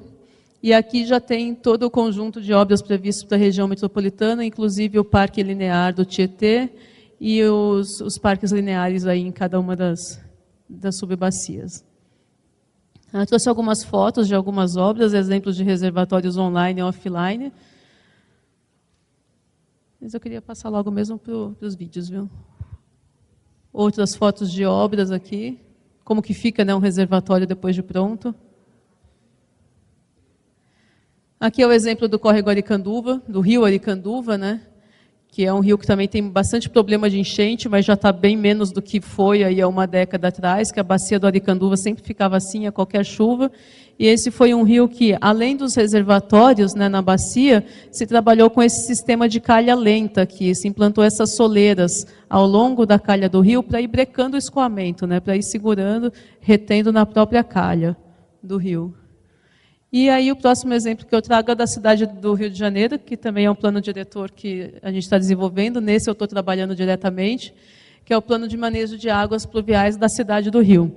Esse plano ele é municipal, porque o Rio, ao contrário de São Paulo, ele tem uma característica das bacias drenarem para o mar. Então, a maior parte das bacias da cidade, elas começam e terminam na própria cidade, né? Tem um ou outro curso d'água que é intermunicipal. Mas as bacias dentro do território da cidade, elas drenam direto para o mar. Bom, lá no Rio, então, o cliente não é o governo do estado, é a prefeitura, mas os objetivos são semelhantes. Identificar os principais déficits, aonde estão os problemas de escoamento, né, onde estão os problemas de capacidade, propor alternativas para reduzir esses déficits. A cidade ela tem 48 bacias hidrográficas, mas são bacias menores, então dessas 48 se destacam aí 24 que são prioritárias, das quais foi feito o estudo de alternativas. E dessas 24, 13 para as quais a gente chegou em nível de projeto básico. E, além disso, no âmbito ainda do plano diretor, está sendo implantada uma rede telemétrica. São, ao todo, 25 estações de medição de nível, precipitação e qualidade das águas. E também o desenvolvimento de uma plataforma georreferenciada para gerenciar todos os dados dessas estações e todos esses projetos que foram feitos. Então, isso aqui é um exemplo de uma estação, né, que o nosso parceiro consorciado nesse plano, que é a Fundação Centro Tecnológico de Hidráulica, lá em São Paulo, eles que estão implantando a rede telemétrica. E a gente está fazendo a parte de estudo. Então, o rio ele tem características bem definidas, assim, diferentes das de São Paulo, que você tem uma planície aluvial de 5.000 quilômetros quadrados drenando para um único rio. Lá no Rio de Janeiro, a gente tem uma outra situação, né, com relação às condicionantes naturais da drenagem. Basicamente, a cidade ela é uma faixa, né, uma planície costeira entre montanhas. O fato de ser entre as montanhas e o mar. O fato de ser entre as montanhas e o mar faz com que a cidade esteja muito mais sujeita ao efeito de um tipo de precipitação, chamado precipitação orográfica, que tende a ser mais forte do que nas regiões de Planalto. No Rio chove mais que em São Paulo, basicamente. Então, lá a gente tem chuvas assim, de 280 milímetros. A gente já pegou uma dessas lá, em um dia de chuva. É muita, né, muita chuva, assim, muito acima daquilo que a gente está acostumado em outras regiões, né, outras cidades, né. O fato de estar também entre montanhas e o mar faz com que os escoamentos fiquem muito rápidos. Porque se a gente tem todo o Planalto lá da cidade de São Paulo, entre as cotas 720 e 820, no Rio a gente sai da cota 1.200 e vai para o nível do mar, numa única bacia, né? Então as declividades são muito altas, isso faz com que esses escoamentos sejam muito rápidos. Porque esses escoamentos são muito rápidos, eles vêm com uma carga de sedimento também muito grande. Vem transportando tudo lá de cima, né? Barro, tronco de árvore, pedra e tudo mais. Tem grandes problemas de deslizamento lá também. E isso chega numa área de baixada. E aí a velocidade reduz drasticamente, assim, né? Ela vem muito rápido e, de repente, encontra uma área de baixada. E é nessa área de baixada que a cidade está implantada. Então, esses canais, eles não comportam esse escoamento todo que vem lá de cima. Até porque eles estão sujeitos ao efeito de maré. por estar na área de baixada, então você está sujeito à redução da capacidade hidráulica, porque sempre tem água no rio. O rio está sempre quase na borda, por conta do efeito de maré. Então, essas são as principais condicionantes assim, naturais. Tem uma outra, também importante que não só as declividades são muito altas, como também as camadas de solo são muito finas, né? A gente tem uma camada fina de solo argiloso em cima de rocha sã. Então, é um solo que praticamente não infiltra. A gente fala assim, vamos colocar área verde, aí a chuva vai infiltrar. Não infiltra, ela escoa. Com essa declividade, com esse tipo de solo, com essa camada de rocha, a maior parte da água que chove no Rio de Janeiro, ela escoa. Então, a gente chega em situações assim, de vazão alta com capacidade hidráulica baixa. Com relação às ações antrópicas, que agravam aí o problema nas inundações, na cidade do Rio de Janeiro, o principal fator ali é a questão da expansão urbana. Se você tem uma faixa de cidade concentrada entre o mar e a montanha, como fazer para expandir? Como é que essa cidade pode crescer? Ou ela vai crescer para cima do morro, ou ela vai crescer para cima do mar. E foi dessas duas formas que aconteceu a expansão urbana na cidade do Rio. Interessante que depois eu vou mostrar no mapa da cidade, se preferiu expandir a cidade para cima do mar e para cima do morro antes de transpor o maciço e passar para a região oeste. A gente vê que aquela região ali, Barra da Tijuca, está sendo urbanizada agora, praticamente, de algumas décadas para cá. Antes se construiu os aterros, ali os famosos aterros do Rio de Janeiro, antes se começou a urbanizar os morros. Então vamos mostrar de que forma que isso aconteceu. Quando você constrói aterros sobre o mar, você pega aquele canal que tinha uma declividade já muito reduzida, que já tinha um problema de escoamento ali, e reduz ainda mais, porque você, para prolongar um canal, 1 quilômetro do mar adentro, ele vai com declividade zero, né? A capacidade hidráulica desse canal ela é reduzida. E quando a gente ocupa os morros, a gente aumenta a quantidade de sedimento que a gente está mandando bacia abaixo. Então, aumenta o problema de assoreamento. São esses os problemas que a gente tem lá. Canais sujeitos à ação da maré, muito assoreados e escoamentos muito rápidos. Então, hoje, a cidade do Rio ela é dividida dessa forma. Ela tem 3 grandes macro-regiões de drenagem. Aquilo que a gente conhece, né, do cenário das novelas está mais ou menos aqui, né? É a região da Zona Sul. Faz parte da macro-região oceânica. A gente tem todo um maciço aqui que fez com que a urbanização aqui para a região da Barra da Tijuca corresse de forma mais lenta. E mais lenta ainda está sendo a expansão urbana aqui para a região oeste da cidade, que é lá em Sepetiba, Campo Grande. Então, aqui a gente tem praticamente uma região rural. E a maior parte da urbanização se encontra aqui na região da Baía da Guanabara. Aqui está a Bahia, a região metropolitana do Rio continua aqui, desse lado aqui estaria Niterói. Então, são as 3 grandes áreas de drenagem que a gente tem na cidade. Todos os rios, ou eles vêm para o mar, ou eles vão para a Baía de Guanabara, ou eles vêm para a Baía de Sepetiba. Dessas bacias, algumas são mais críticas com relação à ocorrência de inundações, e dessas, a que é considerada, né, a mais crítica por ter mais problema de inundação, por ser também a mais importante, uma das mais urbanizadas, é a bacia do Canal do Mangue, que é o exemplo que eu trouxe hoje aqui para vocês. Essa bacia ela tem a Praça da Bandeira, que é a principal ligação leste-oeste da cidade, é o ponto mais emblemático de inundações na cidade do Rio. Ela tem a sede da prefeitura, que embora não inunde porque fica num lugar alto, quando chove as pessoas ficam ilhadas ali, porque as avenidas no entorno inundam. Ela tem a passarela do samba, que tem um rio, um dos rios aqui da Bacia do Mangue, ele passa embaixo da Marquês de Sapucaí, ele está canalizado ali embaixo, chama-se Papacouve, e ela tem o estádio do Maracanã. Então, por esses motivos, ela é considerada a bacia número 1 entre as prioritárias, e é aquela bacia em que as obras, as ações propostas pelo plano diretor já estão em fase de execução. Muitas das obras que a gente propôs aqui já estão até prontas, porque elas têm que ficar prontas ainda para a Copa do Mundo. A gente não pode correr o risco de ter enchente lá na Copa do Mundo, né? Então, essa é uma bacia bem característica, né, daquela situação de declividade altíssima. No alto do maciço da Tijuca, a gente está na cota 1022, e lá no desemboque, lá no Canal do Mangue, na região do Porto, a gente está na cota, o fundo do canal está na cota -3. Né? Então, são 10 mil metros aí de Talveg, em que o rio cai 1000 metros. E aí a urbanização dessa bacia aconteceu da seguinte forma. Eu quero voltar aqui nesse slide para explicar uma coisa. Toda essa região aqui era uma região de manguezal. Era um pântano ali, um manguezal. Todos os rios da Bacia do Mangue, Rio Joana Rio Maracanã, Rio Trapicheiros, Rio Comprido e Rio Papacouve, eles drenavam para a Baía de Guanabara, passando antes por essa wetland natural, por esse manguezal natural. E daí é que elas iam para a Baía. Durante a urbanização da cidade, houve uma pressão muito grande pela ocupação desse manguezal, por duas razões. Primeiro, porque queria se construir ali um porto, então se precisava de uma região para colocar o acesso ao porto e também os armazéns, enfim, precisava se urbanizar aquela faixa de manguezal ali.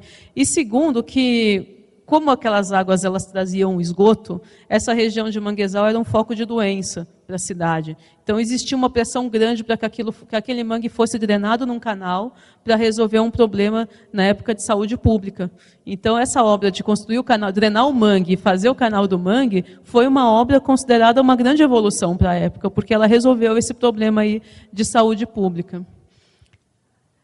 Aí a gente vê como que ficou. Isso aqui é um diagrama unifilar da bacia do mangue. Então se criou um mini problema igual ao do rio Tietê ali. Apesar de ser muito diferente, guardadas as devidas proporções, se criou um problema de concentração das vazões. Todos esses rios eles drenavam para o mangue, e do mangue para a Baía. Eles passaram a drenar para um único canal. A gente concentrou os pontos de lançamento aqui desses rios num único canal do mangue. E aí não tardou a aparecerem aí as consequências. Eu consegui resgatar fotos desde 1904, mas a gente sabe que tem enchente ainda antes disso, né? Tudo na mesma região. Praça da Bandeira, Bacia do Mangue, assim. E essas são mais recentes, a gente já estava lá no Rio quando aconteceu essa aqui, nosso pessoal ficou preso lá no escritório, que a gente está instalado dentro dessa bacia. Foi uma chuva que chegou a dar 350 milímetros em um dos postos, em 2 dias de chuva. É muita água, gente. Choveu muito. E aí o resultado é isso aqui, né? 2 metros de lâmina d'água em alguns pontos da bacia, que é uma coisa que a gente aproveita para fazer quando tem enchente, é ir a campo no dia seguinte para ver até onde a água chegou. A verdadeira mancha de inundação a gente consegue desse jeito. A gente pode usar o modelo mais evoluído que tem, mas a mancha de inundação mesmo, a real, a gente pega na rua no dia seguinte de uma enchente, perguntando para os moradores e pegando marca d'água na parede, né? Então, e olha aqui a quantidade de barro que vem lá do morro. É muito barro também, muito sedimento, né? Então, isso aqui é o estádio do Maracanã. Lá na região do estádio, a lâmina d'água ficou em torno de meio metro, mais ou menos. Isso aqui é uma coisa inaceitável, né? Para uma época de Copa do Mundo, não pode acontecer. Então, daí a importância de cuidar especificamente dessa bacia aqui. Então, o que fazer, né? Numa situação como essa aqui das bacias do Rio, o que fazer? Quais são as soluções possíveis?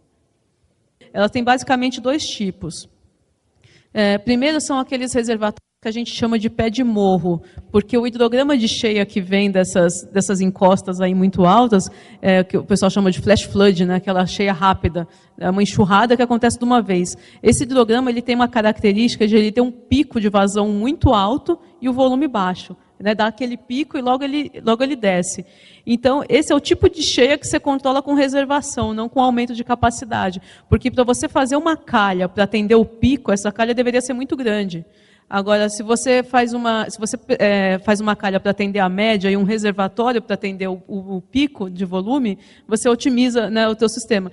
Tem lugares que fazem diferente, que fazem a calha para atender o pico. A gente vê, às vezes, principalmente filme americano, não sei se vocês já viram, os carros tirando racha dentro da calha do rio. A calha é gigante, né, não dá nem para acreditar que aquilo enche, mas enche. Quando vem aquela enxurrada de montanha acima, assim, enche aquela calhona. Mas aqui no Brasil, as nossas cidades está fora da realidade. A gente não tem área para fazer uma calha daquele tamanho.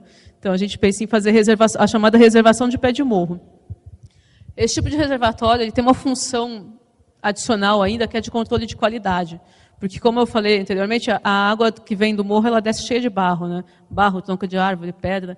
Então, isso tudo vai para a rede de drenagem e acaba provocando o assoreamento da rede. Tendo um reservatório ali no pé do morro, todo esse sedimento ele vai ficar depositado num único local e aí ele tem uma remoção assim, mais fácil.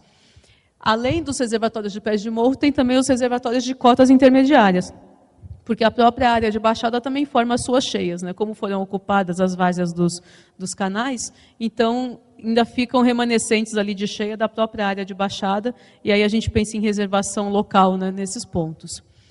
Além disso, a gente pensa em desconcentração dos lançamentos, tentar desfazer aquele nó que foi feito quando se drenou o mangue, fez um canal e jogou todos os rios para aquele canal, e em reforço de canalização. Essas foram basicamente as 3 premissas aí adotadas na proposição de soluções para a bacia do Mangue.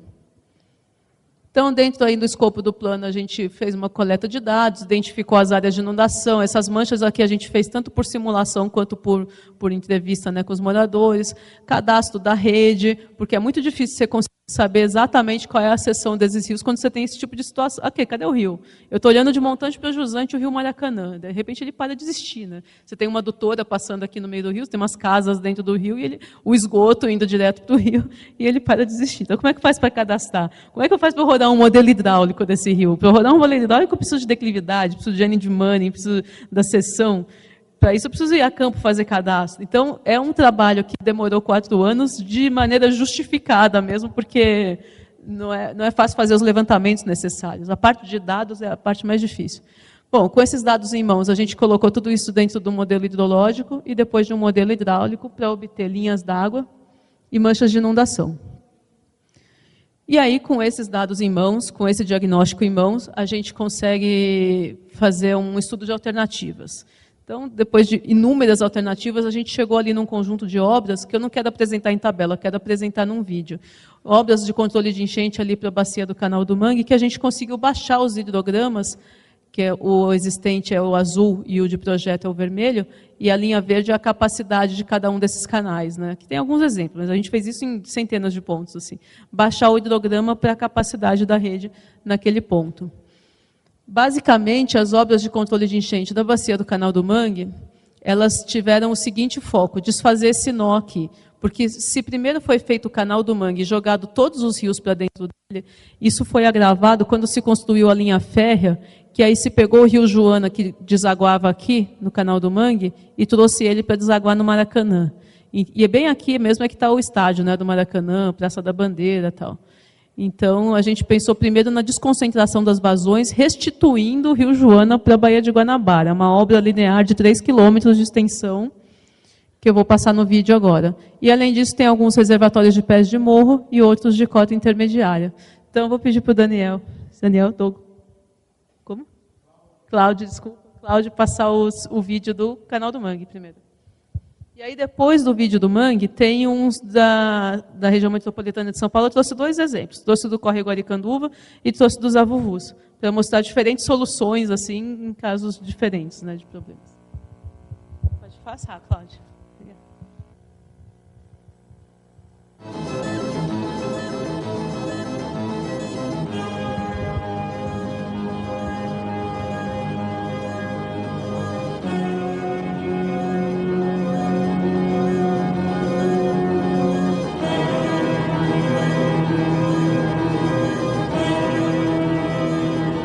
O rio não pode parar.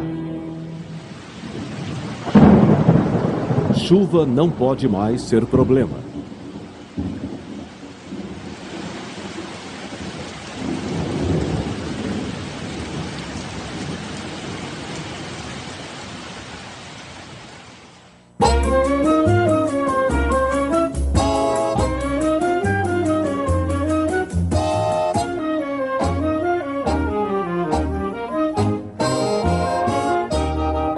Esta cidade que ainda é maravilhosa. Os progressos do desenvolvimento urbano e o intenso crescimento da população ao longo do século XX tornaram ainda mais frequentes as enchentes históricas do Rio de Janeiro, agravadas pelo aumento da impermeabilização do solo devido à diminuição de áreas verdes. A cidade é uma enorme cachoeira e da Praça da Bandeira vou de lancha Catumbi.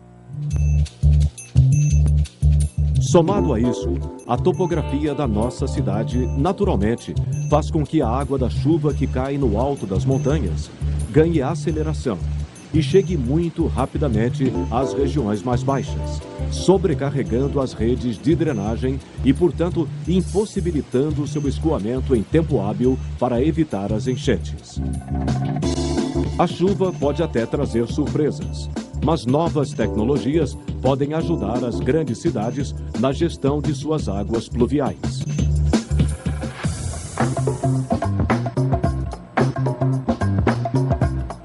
Num grande projeto de preparação para a Copa de 2014 e Olimpíadas de 2016, a Prefeitura do Rio de Janeiro, através da Secretaria Municipal de Obras e da Fundação Rio Águas, vai realizar um projeto de escopo inédito na história da cidade e que vai eliminar o ponto de alagamento mais emblemático de toda a sua história, principal ligação entre as zonas norte, sul e o centro da cidade.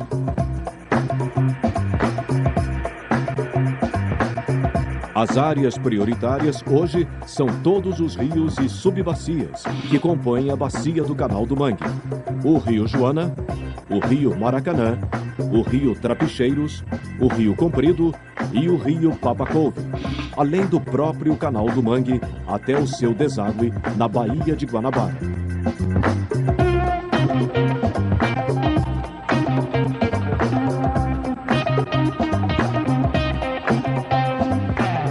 O Rio Joana nasce junto ao pico do Andaraí Maior, a 600 metros de altitude, e tem 5,5 km de extensão. Ele acompanha em seu trajeto atual toda a Rua Maxwell até derivar para o Rio Maracanã, próximo à Praça da Bandeira.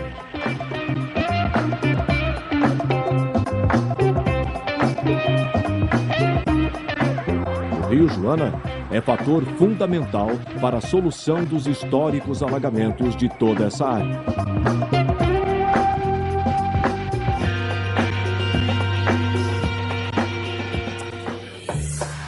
A implantação do projeto vai desviar parte da vazão total do Rio Maracanã para o Rio Joana na altura da Praça Varnagem e passando pela Rua Felipe Camarão até encontrar o Rio Joana.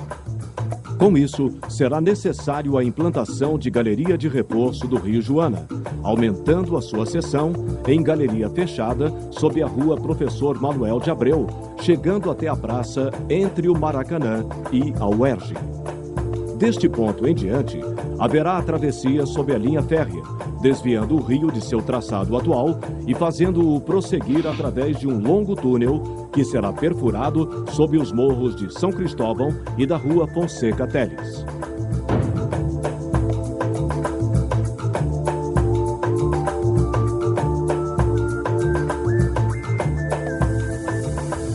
Do outro lado do túnel, o Rio Joana seguirá em galeria fechada sob a Rua São Cristóvão até desaguar na Baía de Guanabara. As intervenções incluem também a implantação de 4 reservatórios de grande porte, estrategicamente posicionados, sendo o primeiro deles escavado em rocha, logo no início do curso do Rio Jacó, no Grajaú, e projetado para acumular temporariamente o volume de água em excesso proveniente da Serra do Andaraí. Outro na Tijuca, próximo à Praça Sans Penha, para acumular volumes do Rio Maracanã. Um terceiro na Praça da Bandeira, projetado para colaborar na microdrenagem das águas da chuva que caem na região do entorno da praça. E o maior deles em Vila Isabel, já na parte baixa do Rio Joana, com a capacidade para armazenar 143 mil metros cúbicos de água. Conhecidos como piscinões, estes reservatórios são projetados para acumular temporariamente as águas da chuva durante as tempestades, para serem esvaziados de acordo com a capacidade real da rede de drenagem, retardando seu trajeto em direção às regiões mais baixas e, assim, impedindo transbordamentos e alagamentos.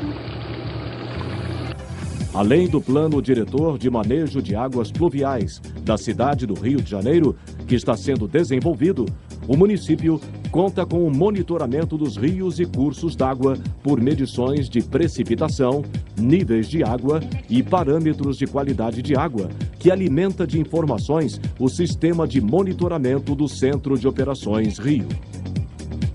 O objetivo maior é garantir o manejo sustentável do sistema de águas pluviais, buscando soluções definitivas. A bacia do Canal do Mangue receberá um investimento de 292 milhões de reais do Programa de Aceleração do Crescimento, para obras que farão história no Rio de Janeiro, As obras serão realizadas também com recursos próprios da Prefeitura, em contrapartida aos recursos do PAC 2. É o governo federal trabalhando em parceria com a Prefeitura do Rio de Janeiro. Boas notícias para todos os cariocas. Boas notícias para o Brasil.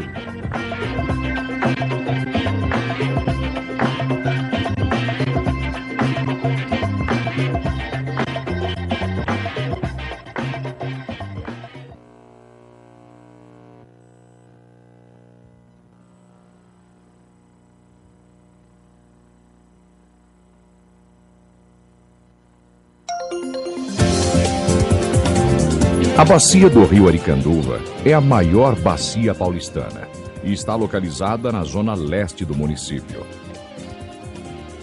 Com uma área de drenagem de 100 km², o córrego Aricanduva tem como principais afluentes o córrego Rapadura, o Rincão, o Tabuão, o Inhumas e o córrego dos Machados. As primeiras obras de canalização do córrego Aricanduva datam das décadas de 1970 e 1980. Nos últimos 30 anos, com a grande expansão urbana na bacia, a maioria dos córregos afluentes foi canalizada, aumentando a velocidade das águas e sobrecarregando o Aricanduva. As enchentes se agravaram e se tornaram cada vez mais frequentes nas regiões mais baixas, trazendo enormes prejuízos para a população.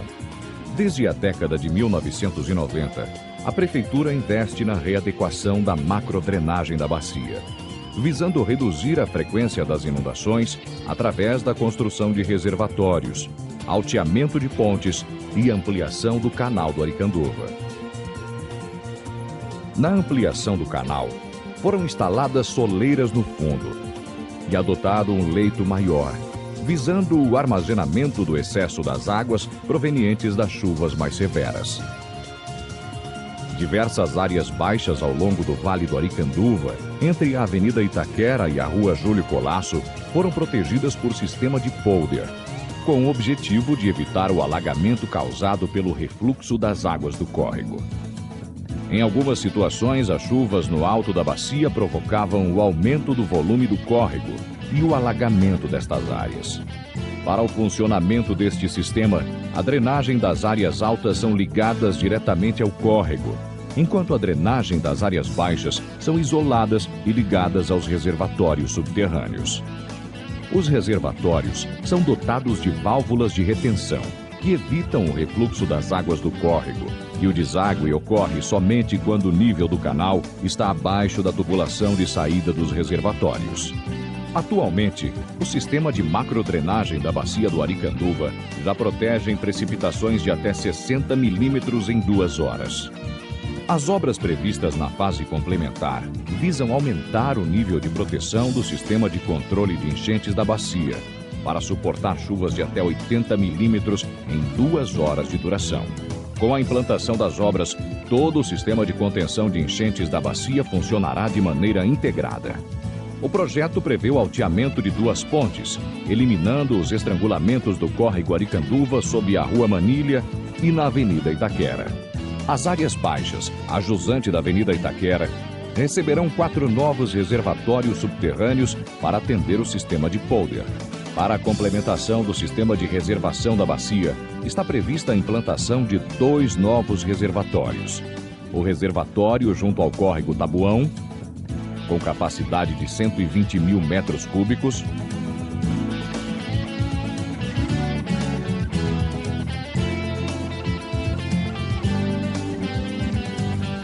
e o reservatório dos Machados, com mais de 220 mil metros cúbicos de reservação.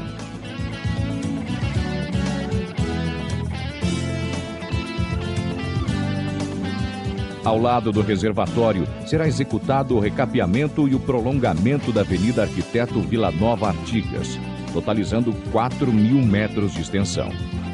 Os reservatórios existentes do Alto Aricanduva receberão adequação das estruturas de extravasão, permitindo que seja aproveitada ao máximo a capacidade de retenção. visando a preservação das margens e a melhoria da qualidade de vida dos habitantes ao redor dos reservatórios Aricanduva 2, Aricanduva 3 e Caguaçu, será implantado um parque linear.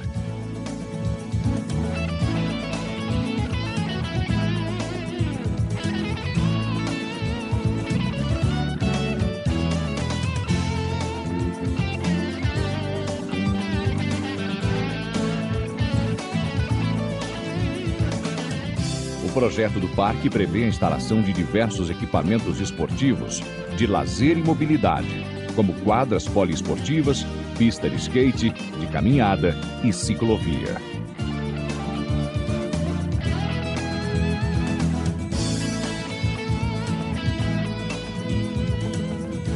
Prefeitura de São Paulo e a Secretaria de Infraestrutura Urbana, trabalhando com responsabilidade.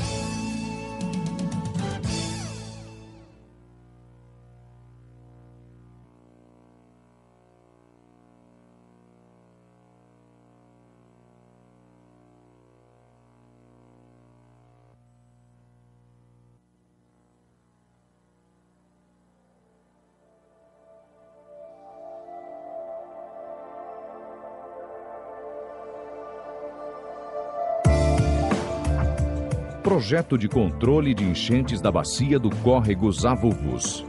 A bacia do córrego Zavuvus está localizada na zona sul da cidade de São Paulo.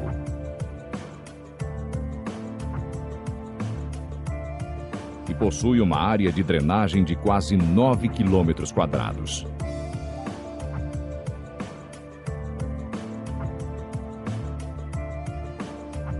O córrego Zavuvus nasce no bairro da Vila Joaniza, junto à Rua Babilônia.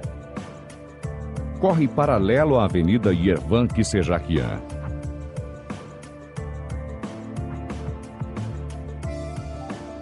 Atravessa as avenidas Interlagos, Nossa Senhora do Sabará e segue em direção da Avenida Engenheiro Alberto de Zagotes, até desaguar na margem direita do canal Pinheiro Superior, ao lado da estação Jurubatuba da CPTM.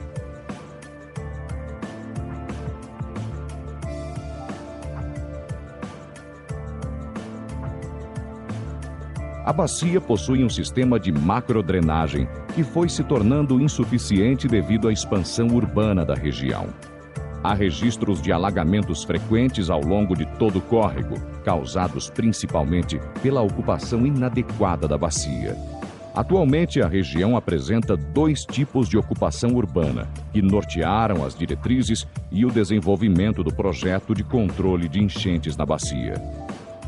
No trecho a montante à Avenida Interlagos, a ocupação é predominantemente subnormal, com milhares de pessoas vivendo em áreas de risco de inundações e contágio por doenças de veiculação hídrica. A população residente em habitações irregulares, sobre a faixa de área de preservação permanente do córrego, será reassentada pela Secretaria Municipal de Habitação. O projeto propõe para este trecho a implantação de um parque linear, readequando o sistema de drenagem e suprindo a carência de áreas verdes e de lazer na região. O parque inicia junto às cabeceiras do córrego Zavuvus e se estende até a Rua Norberto Martins Ribeiro, com cerca de 2.300 metros de extensão. Mais a jusante, o córrego Zavuvus é tamponado e continua com caráter de parque até a Avenida Interlagos, mais de 1.300 metros de extensão. Em alguns trechos, se fez necessária a implantação de 2 reservatórios para a detenção temporária do excesso das vazões de pico, restringindo as vazões à capacidade dos rios e córregos a jusante. O reservatório RZ2, localizado na Rua Hermegildo Martini, terá capacidade para armazenar 120.000 metros cúbicos. E o reservatório RZ3, localizado no encontro com a Avenida Interlagos, com capacidade para 110.000 metros cúbicos, totalizando 230.000 metros cúbicos de reservação. Os reservatórios serão tamponados e darão continuidade ao caráter do parque linear. No projeto do parque, está prevista a canalização do córrego, a implantação de vias de serviço e ciclovia nas margens, além de travessias para garantir a conectividade urbana.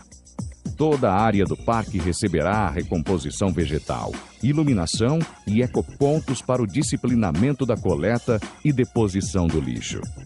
Além da implantação de diversos equipamentos para a prática de esportes, como pista de skate, pista de caminhada, quadras poliesportivas e equipamentos de ginástica, inclusive sobre as lajes dos reservatórios.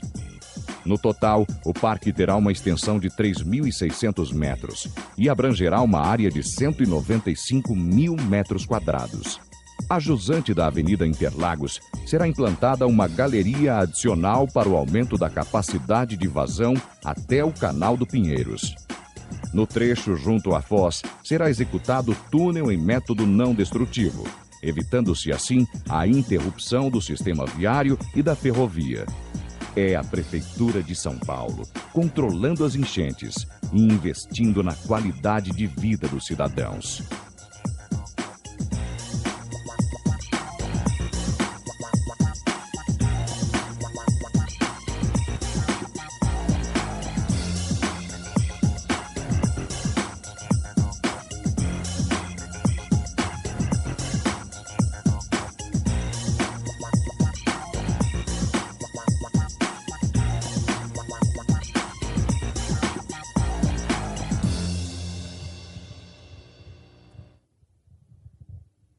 Bom, eu trouxe esses vídeos porque eu queria mostrar alguns exemplos aí, tanto de obra de reservação, quanto de parque linear e de polder. Então, acho que a gente excedeu um pouco o tempo, eu vou parar por aqui. Esses vídeos é o seguinte, eles são feitos pela prefeitura ou pelo governo do estado, por quem estiver licitando aquelas obras, para apresentar as obras para a população nas audiências públicas que precedem o lançamento da licitação. Tem todo um processo, quando vai licitar uma obra, você tem que apresentar essa obra, está em audiência. Então, em vez de colocar os técnicos aqui falando da obra, como é que é o projeto, como é que não é, faz um vídeo com caráter bem didático, que é para explicar para pessoas de diversas áreas, representantes ali da sociedade civil interessada na proteção daquele bairro. E aí a gente agora está ganhando essa ferramenta aí para a palestra, que é ótima. Para todas as obras que a gente projeta tem vídeo. Então, aí hoje eu escolhi esses 3 aí para trazer para vocês. Eu acho que eu me excedi no tempo, por isso a plateia ficou pequena, mas se vocês tiverem perguntas, eu estou à disposição.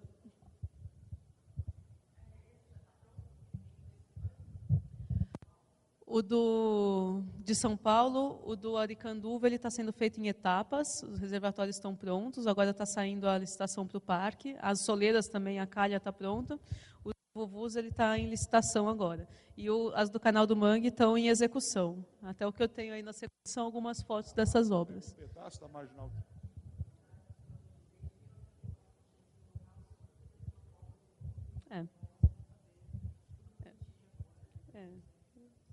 Exatamente. Exatamente. Agora, é a primeira obra, basicamente, de controle de enchente na cidade, está saindo agora por conta da Copa.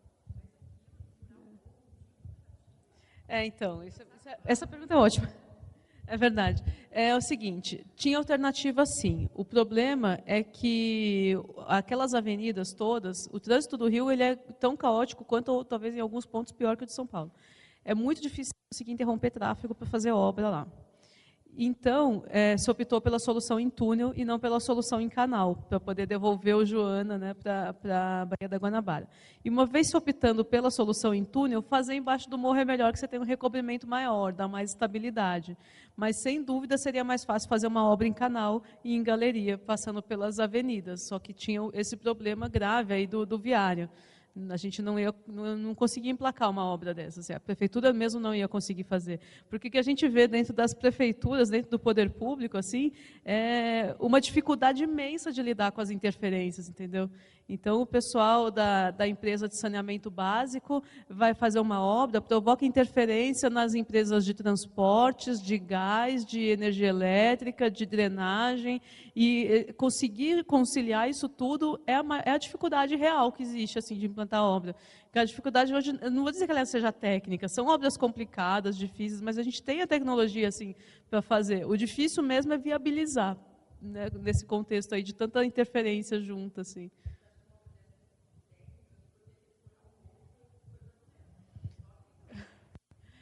Não, fazer um túnel em rocha, sem dúvida, é mais caro que fazer um canal a céu aberto, sem dúvida. Tanto que aonde a gente conseguiu fazer canal foi mantido em canal. Aonde teve que fazer em túnel, aí se preferiu fazer o túnel, né, com o maior recobrimento, com a maior estabilidade possível. Aí os geotécnicos podem falar melhor que eu até, né, a opção do traçado, né, porque foi definido daquela forma. Mas o ideal mesmo seria fazer em canal aberto, sempre. Inclusive, um dos problemas que a gente tem ali com a Docas é esse. Porque uma vez levando o túnel do Joana para a Docas já tem um problema grave de calado por causa do canal do Mangue, que ele leva muito sedimento e tudo para a área do porto. Então, a administradora ali do porto tem que ficar removendo esses sedimentos para poder operar o porto. Então, um dos relatórios que a gente teve que fazer foi explicando, né, justificando como é que ia ser essa formação de sedimento em função do túnel do Joana. Que, na verdade, ele não vai gerar tanto quanto o canal do Mangue, porque o túnel ele só vai funcionar em época de cheia, né? Porque o Rio Joana ele vai continuar seguindo o curso dele e ele vai ser dotado de um vertedor lateral, que a partir de um certo nível é que ele vai para o túnel. Então, ele vai operar algumas vezes, assim, não vai ficar aquele rio 100% do tempo levando sedimento para a Bahia, porque senão a gente teria mais esse problema ainda, da interferência com a administradora do porto. Porque acontece que eles é que arcam com essa limpeza. Exatamente. É super complicado. Eu acho que a parte mais difícil é viabilizar no âmbito político, assim. E aí a gente mesmo, projetista, não tem muita participação, mas a gente acompanha, né? A gente vê ali a luta do órgão que está licitando para conseguir emplacar a obra. Então, eles estão sempre em contato com a gente. Não, agora a gente precisa justificar lá no clube de engenharia. Vocês podem vir com a gente? Aí a gente vai lá e explica. Então, é a maior dificuldade que a gente vê, assim, é isso aí.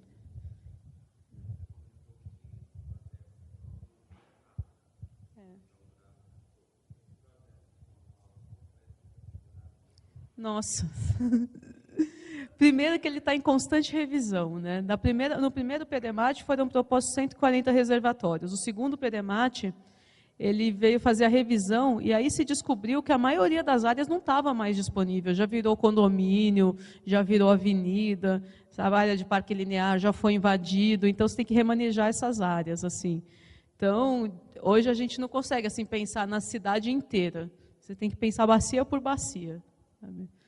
É bem complexo. Assim, mas se pensar que está sendo desenvolvido desde o ano 2000, e hoje a gente ainda está construindo obra lá, mas em várias bacias a gente já conseguiu, nas que estão mais adiantadas, a gente conseguiu chegar numa recorrência de 10 anos. Mas tem ainda bacias que têm zero proteção, não tem nada ainda. E o objetivo é chegar até R100, o objetivo do DAE. No Rio...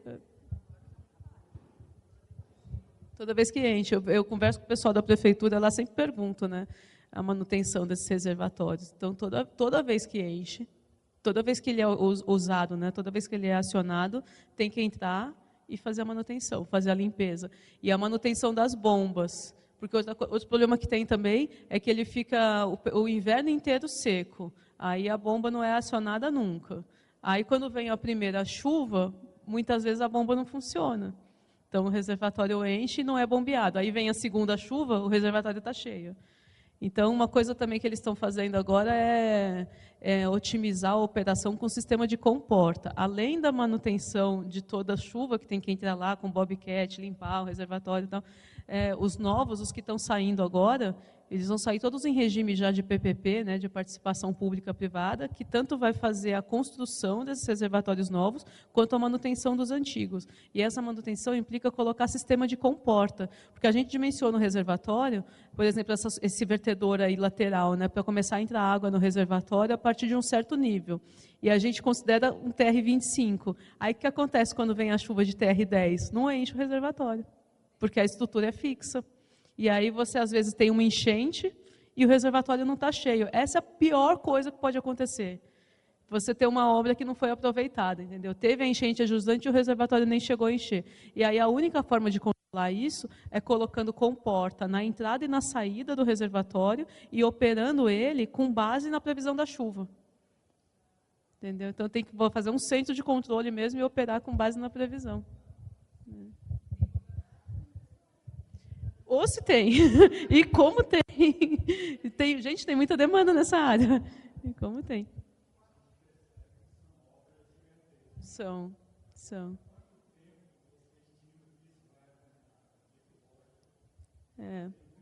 Boa pergunta, realmente. Essas obras, elas são... Nossa, o Guamiranga, que é um que está sendo feito agora ali para o Rio Tamanduateí, tem 850 mil metros cúbicos. A gente faz para um horizonte de planejamento, considerando aí em torno de 20 a 30 anos. Mas é difícil prever como que a urbanização vai acontecer, né?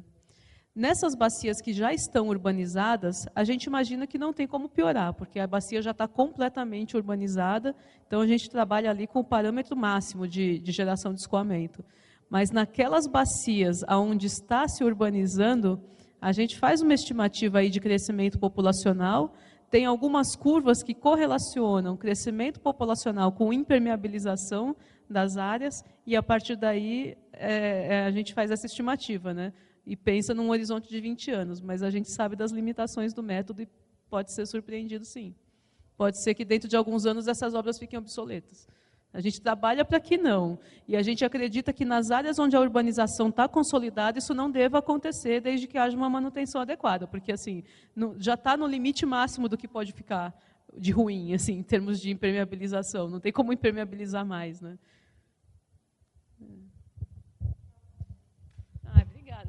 Obrigada, valeu. Prazer estar aqui com vocês.